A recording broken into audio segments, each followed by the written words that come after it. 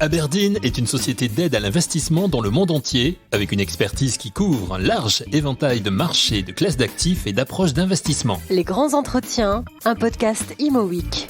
Véronica Gallo-Alvarez est Branch Manager France pour Aberdeen. Elle est aussi Fund Manager en immobilier.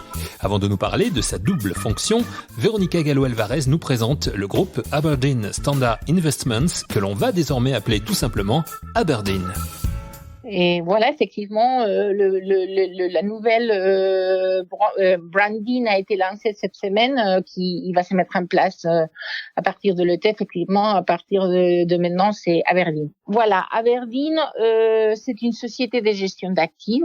C'est ce que les Britanniques, les Anglo-Saxons considèrent avec un style de active management, qui travaille pour des clients institutionnels dans le monde entier. Ils proposent une gamme complète de produits, des actions dans des marchés développés ou émergentes, des titres à revenus fixes, des solutions multi-actives, immobilier, des marchés privés, y compris infrastructures ou des solutions alternatives. Donc, alors, la société dispose d'environ à peu près 770 milliards d'euros d'actifs sous gestion dans tous les groupes d'actifs, et dont les actions et les titres à revenus fixes représentent respectivement 26%, et les marchés privés, y compris l'immobilier, 11%. Et alors la société, dont le siège est à Hambourg, est présente dans 39 sites en Europe.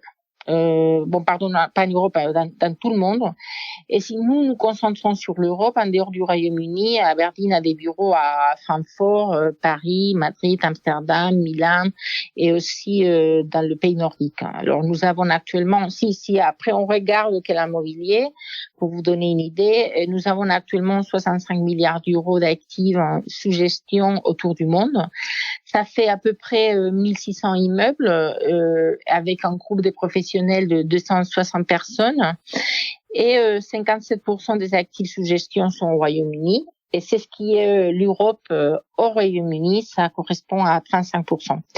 Alors nous gérons pour le compte des clients institutionnels de plus de 25 pays dans le monde, et ça montre un peu que Aberdeen c'est une société globale, mais avec une vocation, très forte vocation locale. Combien de pays à travers le monde sont concernés? Vous avez 39 bureaux, mais vous avez des actifs dans combien de pays? Effectivement, on a de la présence physique, investissement direct dans l'immobilier. On a au UK tout ce qui est Europe, le pays nordique, et aussi Europe occidentale, et aussi on a en Asie, Australie et Japon, et on a le sud de l'Asie. Voilà. Vous avez, vous, Véronica, une double casquette au sein d'Aberdeen, Branch Manager et Fund Manager en immobilier. Est-ce que vous pouvez nous préciser justement quelles sont vos missions? Oui, en fait, j'ai 3 responsabilités. La première, je suis Deputy Head of Real Estate Core Plus Fund, et aussi Fund Manager d'un fonds en particulier immobilier, je vais faire une petite présentation après. Et je suis aussi responsable du bureau de Paris. Alors, si on commence avec la 3e casquette, mon rôle en tant que responsable du bureau ici en France, et en plus, bien sûr, les responsabilités réglementaires vis-à-vis des régulateurs, c'est d'assurer que le bureau de Paris a un rôle clé au sein du groupe. Aberdeen, en tant que, il faut pas oublier que Paris est la deuxième grande présence en Europe continentale, après Francfort, ainsi que aussi la responsabilité de coordonner l'activité à travers les différentes fonctions. Toutes les fonctions travaillent avec un objectif commun, c'est que délivrer des résultats pour nos clients, et surtout nos clients français. Et pour vous dire effectivement qu'est-ce que c'est le bureau de Paris, notre bureau a actuellement 31 professionnels qui sont répartis dans des différentes fonctions, comme j'avais dit. La gestion de fonds immobiliers pan-européenne, la transaction et gestion d'actifs immobiliers, infrastructure, distribution, marketing, bien sûr risk and compliance, et aussi une équipe d'opération qui fait le support dans nos activités en France. Alors voilà, c'est la coordination de toutes ces équipes vis-à-vis le marché français qui est ma responsabilité comme manager du bureau au responsable du bureau. Alors après, comme deputy head of real estate core plus funds, mon rôle est plutôt en fait tout ce qui est le fund management à Aberdeen. Dans le real estate, on est divisé un groupe par profit des fonds. Alors il y a le groupe core, de fonds core plus, value add et résidentiel qui est un groupe par eux-mêmes. Comme deputy head of real estate core plus fund, mon rôle est de guider et assister les fund managers dans ces rôles aux responsabilités respectives pour délivrer la performance à nos clients. Ça, c'est ce que les plus important, en utilisant tous les outils qui sont disponibles à notre disposition, qui sont plusieurs. On a un processus d'investissement assez rigoureux qui est animé ou focalisé par une équipe de recherche très solide, avec toujours un regard vers le futur, et des équipes sur le terrain permettant de mettre en place nos stratégies de façon efficace. Des équipes en focus ici pour tous nos produits immobiliers, et effectivement ma responsabilité c'est que tous ces fonds core plus sont dans le cadre, au travail dans le cadre de la stratégie générale de l'immobilier Aberdeen. Double casquette et triple activité pour Véronica Gallo-Alvarez au sein d'Aberdeen, avec aussi un rôle important de fund manager en immobilier qu'elle nous détaille maintenant. Moi, je suis le fund manager d'un fonds pan-européen immobilier qui s'appelle European Property Growth Fund, qui a à peu près 900 millions d'euros d'actifs sous gestion et qui investit dans 7 pays européens dehors du Royaume-Uni et dans tous les secteurs tertiaires, mais principalement bureaux et logistique. Et alors l'objectif du fonds est de délivrer une performance core plus aux investisseurs. Les investisseurs sont institutionnels qui appartiennent à différents pays aussi, qui ont un horizon long terme d'investissement. Avec le fonds, on essaie de gérer avec un style de gestion assez actif qui permet au fonds d'être résilient pendant le ralentissement du marché, de surperformer pendant la reprise, en utilisant différents outils ou différentes poches de risque, comme on les appelle, soit l'effet du levier, soit le développement, soit la gestion active du portefeuille. Alors, vous l'avez un petit peu évoqué, nous sommes effectivement dans une période un petit peu compliquée, avec cette crise sanitaire et économique qui en est la conséquence. Quel impact sur Aberdeen, justement? Comment avez-vous traversé cette période? Est-ce qu'elle a été moins propice à l'investissement, ou bien au contraire, est-ce qu'elle a été plus propice à l'investissement? C'est vrai que les 12 derniers mois, on était plein de défis. Pas que pour Aberdeen, mais j'imagine que pour beaucoup de sociétés à travers le monde, parce qu'il y a un certain nombre de facteurs. L'activité économique s'est ralentie, mais beaucoup d'investisseurs ont mis leur décision d'investissement en suspens en attendant une reprise d'activité, un assouplissement de restrictions des voyages ou simplement la levée des confinements. Et en même temps, la plupart de notre société, qui, comme je disais, travaille presque dans beaucoup de pays dans le monde, beaucoup de nos salariés ont dû faire du télétravail, au fond du télétravail depuis 12 mois. Alors tout ça a été un challenge, un défi. Comment est-ce que nous on a réagi comme société, non, comme groupe? Alors depuis la crise de Covid, il faut voir d'un côté marketing, d'un côté communication, d'un côté investissement, et après un peu plus en particulier sur le real estate, qui est mon domaine.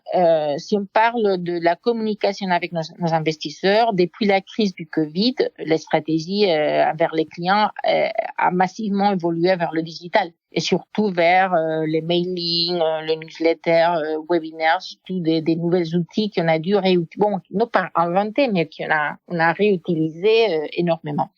Alors, au plus fort de la crise, nous avons tenté de rassurer les clients via des newsletters coronavirus, en donnant le maximum d'informations possibles sur les différentes classes d'actifs, en fonction de la réalité et la situation des marchés.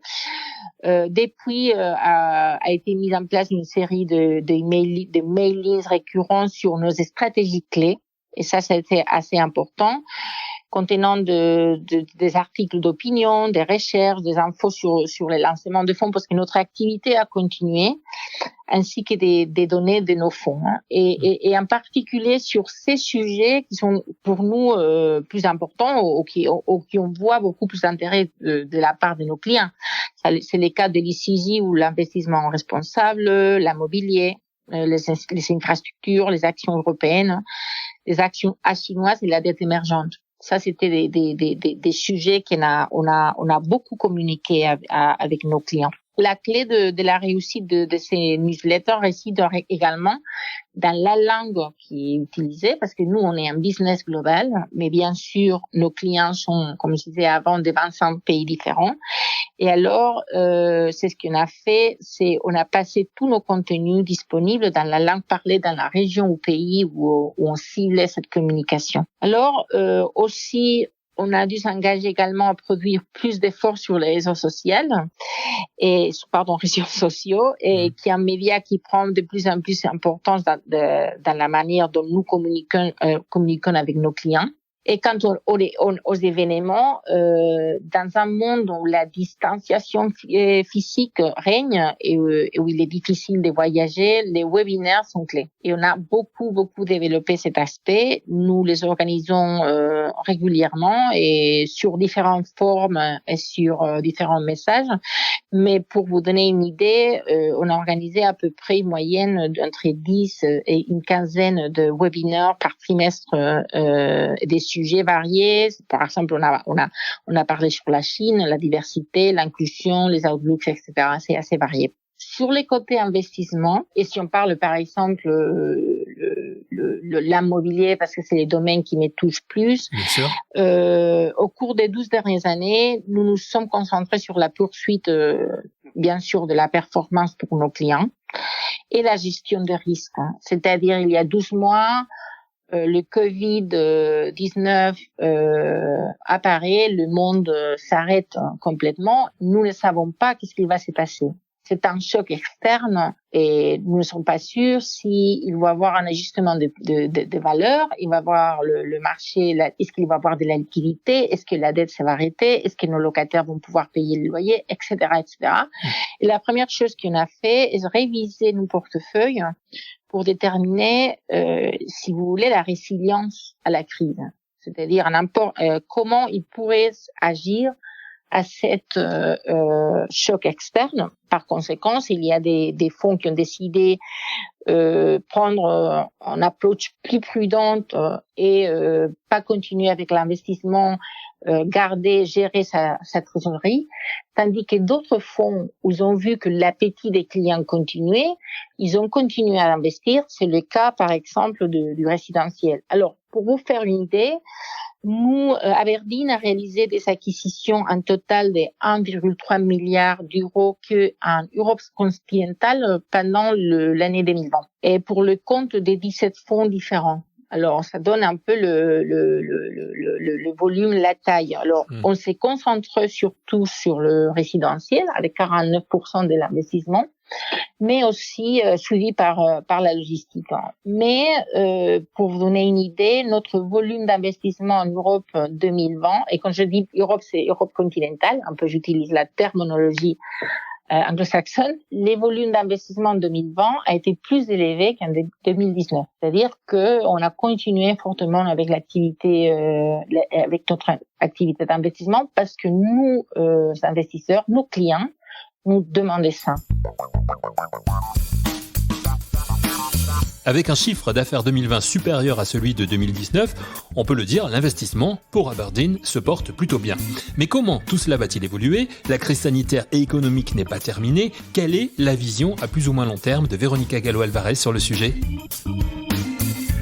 Nous sommes dans un monde qui change, nous devons changer avec et nous adapter et d'avancer à ces changements plusieurs très souvent. Pas que nous accompagner, mais aussi avancer au changement pour pouvoir donner des meilleurs résultats à nos clients. Et il y a des sujets comme la technologie, les CIGI, la flexibilité de la façon de travail, les services qui sont au cœur de toutes les stratégies et des demandes. Et ça veut dire que effectivement, notre activité va continuer sur cette ligne. Alors, avec les progrès de la campagne de vaccination, le monde, on espère, va arriver lentement à la normalité. Et par conséquent, nous pensons que 2021 sera également une bonne année du point de vue d'investissement. Et on a déjà commencé l'année avec un premier trimestre assez actif de notre côté. Alors que de nombreux fonds ont adopté une approche prudente, comme je disais, pendant 2020 et qui, en attendant voir qu'est-ce qui s'est passé ou quel était l'impact de la crise pandémique. Maintenant, ils entrent en 2021 en disant voilà, on a vu qu'est-ce qui s'est passé, on est prêt à investir et ils ont de l'effectif, ils ont du cash dans ces bilans qu'il faut déployer. Surtout parce qu'on est assez positif. À Aberdeen, nous sommes assez positifs sur le rendement du secteur immobilier à partir de 2022. Et notre stratégie d'investissement va se concentrer. Peut-être c'est là où il y a peut-être des changements sur les secteurs plus spécialisés pour répondre à ces changements qui existent avec un fort component de CI, avec une exposition, un investissement sur le résidentiel et la logistique qui vont être un peu clés. Nous allons aussi continuer à investir sur les bureaux. Mais c'est vrai qu'il y a tout un débat sur l'avenir de ce secteur. Oui.